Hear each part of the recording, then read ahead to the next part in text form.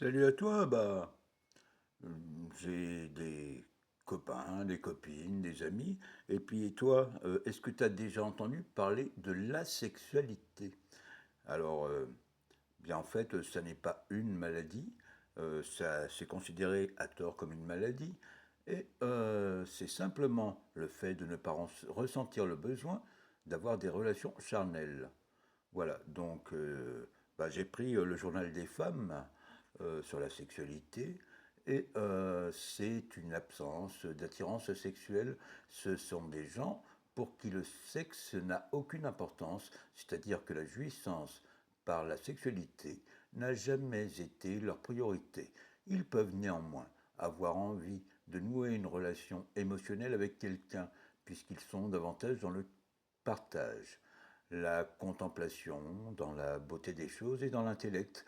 Et là, c'est une citation de Valérie Grumelin, donc dans le journal des femmes, et ça ne doit pas être confondu aussi avec l'abstinence qui est un choix.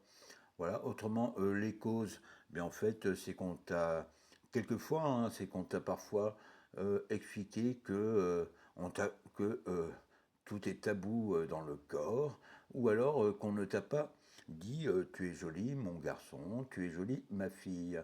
Voilà, et donc, je te demanderai de comprendre que ce n'est pas une maladie, euh, à partir du moment où personne n'en souffre.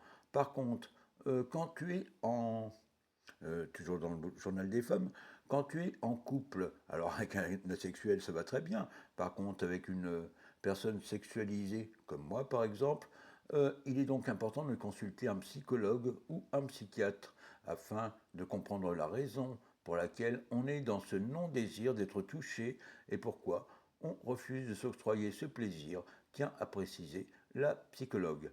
Donc je remercie Valérie Grumelin, psychologue à Paris, et je remercie le Journal des femmes de m'avoir éclairé là-dessus. Je t'embrasse très fort, que tu sois asexuel ou débordant de sexualité un peu comme moi. Voilà, chacun ses fantasmes, chacun ses difficultés. Voilà, tant que ça reste sain là et partout. Voilà, salut à toi, je t'aime. Le journal des femmes.